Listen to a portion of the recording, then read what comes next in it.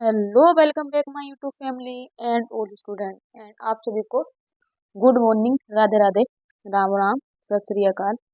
कैसे हैं आप सभी? आई होप सभी बहुत अच्छे से होंगे और सभी बहुत अच्छे से तैयारी भी कर रहे हैं।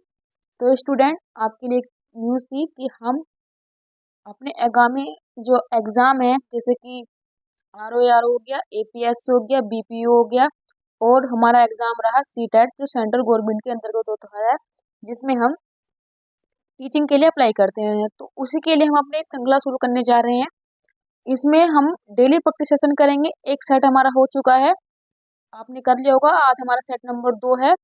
इस सीरीज को हमने नाम दिया उड़ान सीरीज, क्योंकि हमारे सपनों को उड़ान देने वाली है।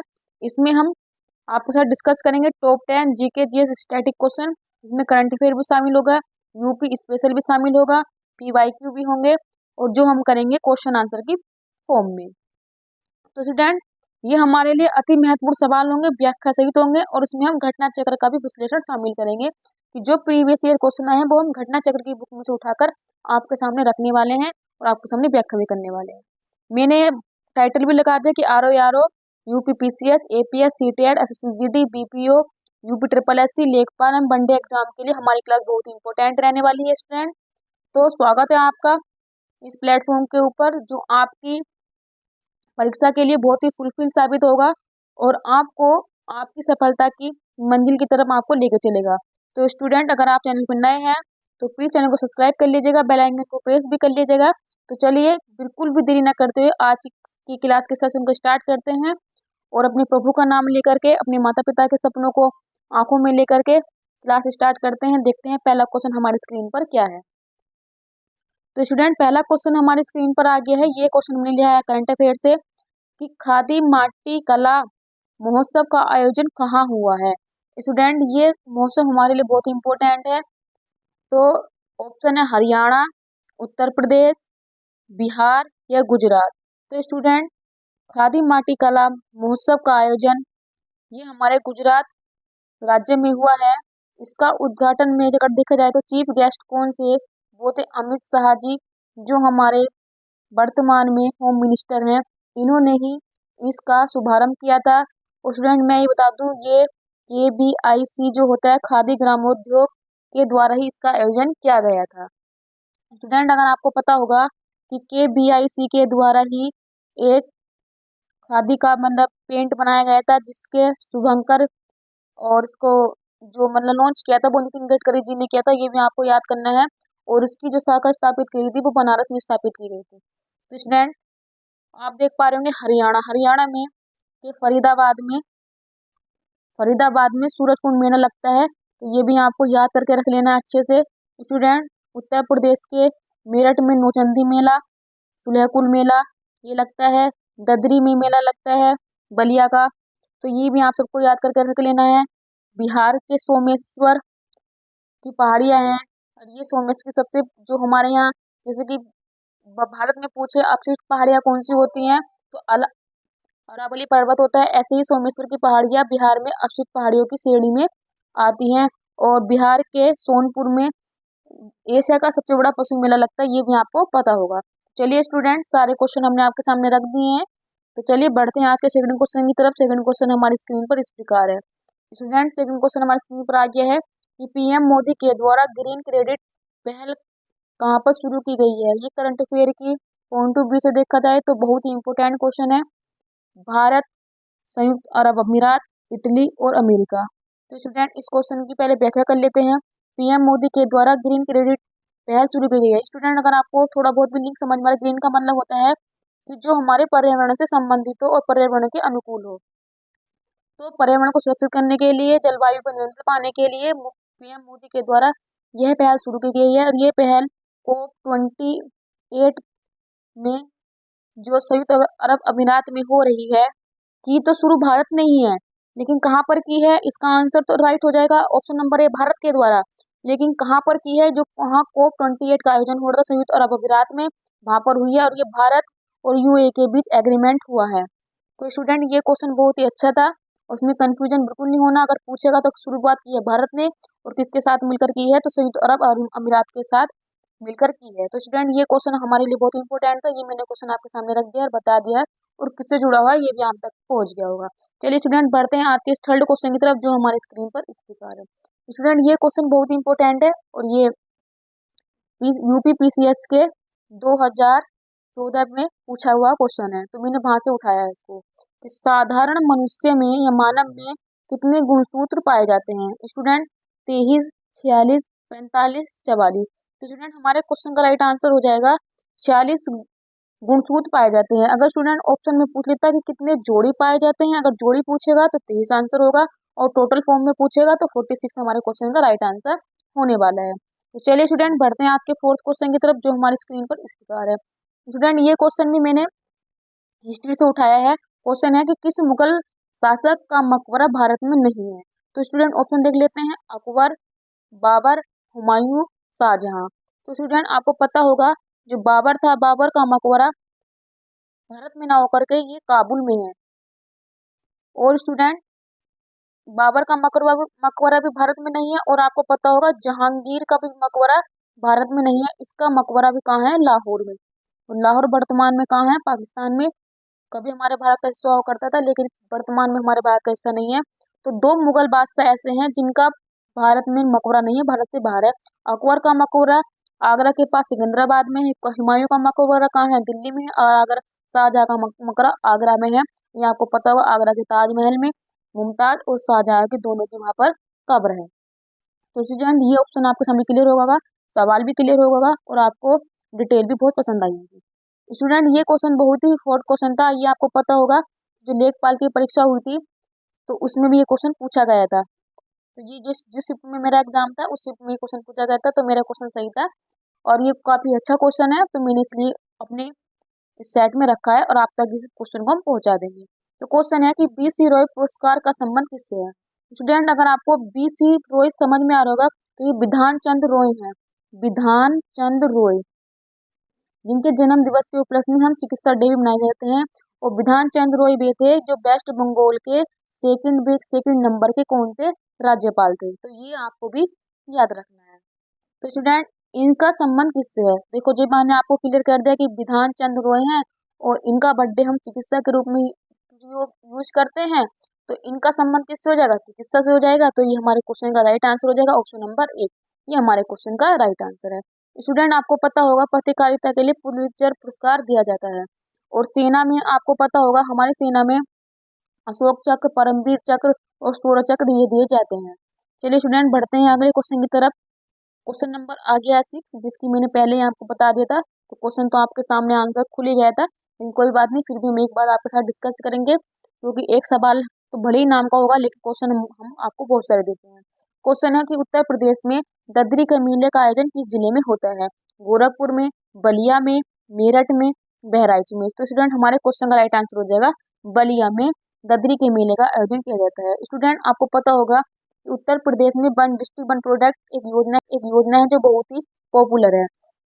और उसको ही थीम बेस बना बना करके केरल में, त्रिपुरा में और इंडोनेशिया में, जापान में बहुत सारी इस पे योजनाएं चल रही हैं। तो बलिया में अगर देखा जाए वन डिस्ट्रिक्ट वन प्रोडक्ट में वहाँ की बिंदी को बहुत ही मतलब उसको पॉपुलर किया गया है वन डिस्ट्रिक्ट वन प्रोडक्ट के तहत। अगर इसको देखा जाए तो वहाँ की स्थानीय भाषा में इसको टिकुली भी बोलते हैं। अगर ऑप्शन में आ जाए कि टिकुली का संबंध किससे है तो आप प्लीज कंफ्यूजन बिल्कुल भी मत हो जाएगा, ऑप्शन लगा दीजिएगा टिकुली का मतलब बिंदी ही बोलते हैं, वहाँ की ये लोकल लैंग्वेज है। स्टूडेंट आप ऑप्शन में देख रहे होंगे गोरखपुर। गोरखपुर में खिचड़ी का मेला लगता है, आपको पता होगा खिचड़ी का मेला लगता है। और यहाँ पर बहुत जैसे नेपाल हो गया और हमारा बांग्लादेश के लोग हो गए, यहाँ पे ये लोग इस मेले में सम्मिलित होने के लिए आते हैं, बहुत ही चर्चित और बहुत ही फेमस है। आपको पता होगा गोरखपुर को नाथ नगरी भी बोलते हैं और यहाँ पे गोरखनाथ एयरपोर्ट भी है। और यहाँ का जो वो है रेलवे स्टेशन का नाम भी गोरखनाथ रेलवे स्टेशन कर दिया गया है। स्टूडेंट जैसे कि आपको बताया था मेरठ में नौचंदी मेला लगता है, सरधना का मेला लगता है सरधना। और आप देख रहे होंगे बहराइच में जो लगता है सैयद सैलार की वहाँ पर कब्र है और उनके ही उपलक्ष्य में वहाँ पर मेले का आयोजन किया जाता है। तो चलिए स्टूडेंट ये सब आपके सामने क्लियर हो गया होगा, क्लास में आपको बहुत पसंद आ रही होगी और समझ में भी आपको आ रहा होगा। क्वेश्चन है हमारा अगला, उत्तर प्रदेश में नवीनतम टाइगर रिजर्व कौन सा है? कि उत्तर प्रदेश का नवीनतम टाइगर रिजर्व कौन सा है? स्टूडेंट आपको पता होगा कि वर्तमान उत्तर प्रदेश में 4 टाइगर रिजर्व है।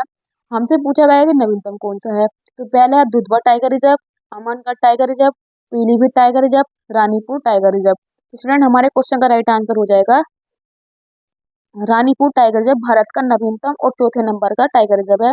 अगर आपसे पूछ ले कि इसकी लोकेशन कहाँ है तो ये है चित्रकूट में। और चित्रकूट अगर पूछा जाए कि कौन से उसमें आता है तो ये आता है बुंदेलखंड में। तो आप इसका आंसर टिक कर सकते हैं। स्टूडेंट अगर हम पूछा जाए कि उत्तर प्रदेश का सबसे पहला टाइगर रिजर्व कौन सा था तो दुधवा बोल देंगे। और दुधवा कहाँ है, ये है लखीमपुर खीरी में। आपसे पूछा जाए अमनगढ़ कहाँ है, अमनगढ़ हो जाएगा बिजनौर में। आपसे पूछा जाए पीलीभीत कहाँ है तो पीलीभीत कहाँ है, पीलीभीत में ही है। और पीलीभीत टाइगर रिजर्व को T×2 अवार्ड भी दे दिया गया है। तो स्टूडेंट ये भी आपको याद रखना है। और साथ ही साथ आपको याद रखना है कि वन डिस्ट्रिक्ट वन प्रोडक्ट के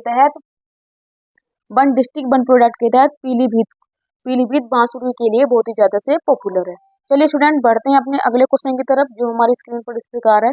ये क्वेश्चन लिया है मैंने भारत की ज्योग्राफी से कि भारत के किस राज्य में नागार्जुन सागर परियोजना है, तेलंगाना, आंध्र प्रदेश, तमिलनाडु, केरल। तो स्टूडेंट हमारे क्वेश्चन का राइट आंसर हो जाएगा ये आंध्र प्रदेश में नागार्जुन सागर परियोजना है।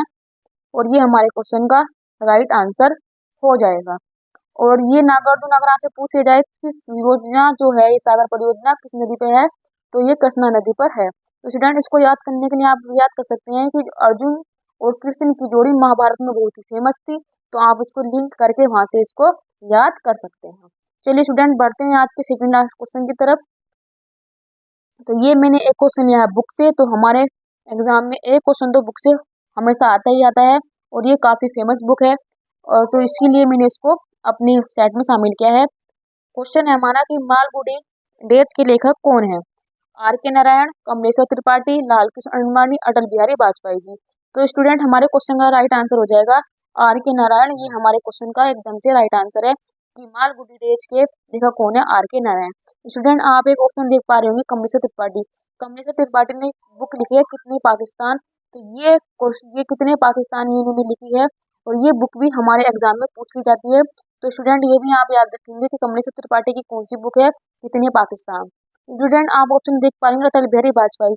ये एसएससी जीडी के एग्जाम में पूछा गया था कि ऐसे कौन से भारत के प्रधानमंत्री थे जिन्होंने लाहौर की यात्रा बस के द्वारा की थी। तो स्टूडेंट उसका ऑप्शन हो जाएगा अटल बिहारी वाजपेयी जी। अगर एग्जाम में पूछा जाए तो स्टूडेंट आपको बिल्कुल भी किंचित भयभीत नहीं होना है। आपके सामने हर प्लेटफॉर्म से हर जगह से आपके सामने क्वेश्चन रखा जाएगा। हर जानकारी सटीक जानकारी आप तक पहुंचाई जाएगी। अगर कोई मुझसे बाई चांस मिस्टेक हो भी जाती है वो मुझे एक्सेप्ट है तो अगले साइड में इसको दूर कर दिया जाएगा। चलिए स्टूडेंट आज का लास्ट क्वेश्चन हमारी स्क्रीन पर इस प्रकार है। ये क्वेश्चन हमने लिया है अपनी कॉन्स्टिट्यूशन से। तो क्वेश्चन है हमारा कि भारतीय संविधान में एकल नागरिकता का प्रावधान किस देश से लिया गया है। स्टूडेंट आपको पता होगा कि भारत जो है वो यूनियन ऑफ स्टेट है, यानी कि भारत जो है संघ राज्य है। और आर्टिकल 1 में भारत को बोला गया है India that is Bharat shall be union of state, यानी कि भारत जो है वो राज्यों का संघ है। और अनुच्छेद 2 में भारत की नागरिकता का वर्णन किया गया है जिसमें 5 से 11 में दिया गया है। भाग 2 में नागरिकता का वर्णन है और 5 से 11 अनुच्छेद के अंतर्गत भारत को किस किस प्रकार से नागरिकता मिलती है वो सब उसका वर्णन किया गया है। तो वही पूछा गया है कि भारत में एकल नागरिकता का प्रावधान किस देश से लिया गया है, क्योंकि आपको स्टूडेंट पता होगा कि हमारे संविधान को 60 देशों के संविधान को पढ़ लिख कर सबकी अच्छी अच्छी बातों को समाहित करके भारत का अखंड विश्वसनीय बहुत ही बड़ी पुस्तक और लिखित संविधान बनाया गया है। हमारे जो पूर्वज थे भी हमारे लिए संविधान बना के गए हैं। तो उसमें एकल नागरिकता का प्रावधान किस देश से लिया गया है वही हमसे क्वेश्चन डिमांड कर रहा है। चलिए उसका आंसर टिक करते हैं अमेरिका, ब्रिटेन, कनाडा, जर्मन। तो स्टूडेंट हमारे क्वेश्चन का राइट आंसर हो जाएगा ब्रिटेन। तो ब्रिटेन में ही एकल नागरिकता का प्रावधान है, वहां से हमने अपनाया है। अगर क्वेश्चन स्टूडेंट आपसे पूछ ले कि भारत की एकल नागरिकता का प्रावधान कहाँ कहाँ पर है, अगर ऑप्शन दे ना कि ब्रिटेन और भारत, तो आपको दोनों ही टिक करना पड़ेगा। स्टूडेंट आप देख लेंगे अमेरिका में केंद्र की अलग और जो वहाँ के प्रांत होते हैं प्रोविंस वहाँ की नागरिकता अलग होती है, तो वहाँ पे दोहरी नागरिकता का प्रावधान है। कनाडा से हमने लिए आंशिक सदस्य और जर्मन से भी हमने संविधान में बहुत सारी चीजें ली हैं। तो स्टूडेंट ये हमारा हो गया सेट कंप्लीट। अगर आपको सेट बिल्कुल अच्छा लगा हो, डिटेल आपको पसंद आई हो और क्वेश्चन का कलेक्शन भी अगर आपको पसंद आया है तो अगर आपको इसी प्लेटफॉर्म पे आकर हाँ लगा कि यहाँ प्लेटफॉर्म अच्छा है, तो thank you so much all student. Subscribe my YouTube channel and subscribe my YouTube channel @Abhilasha blogs 108। तो स्टूडेंट चैनल को सब्सक्राइब कर लीजिएगा, बेल आइकन को प्रेस कर लीजिएगा, बने रहिएगा यूट्यूब चैनल के साथ। आपकी तैयारी में ये क्लास और ये प्लेटफॉर्म बहुत ही कारगर साबित होगा, ऐसा मेरा मानना है। और आप जितनी भी क्लास कर रहे होंगे आपको पता भी चल गया होगा कि हम किस पैटर्न पर और किस चीज़ को फॉलो कर रहे हैं स्टूडेंट। तो थैंक यू सो मच, मिलते हैं आपसे अगले सेशन में। क्लास को स्किप मत कीजिएगा, पूरा क्लास को कीजिएगा स्टूडेंट।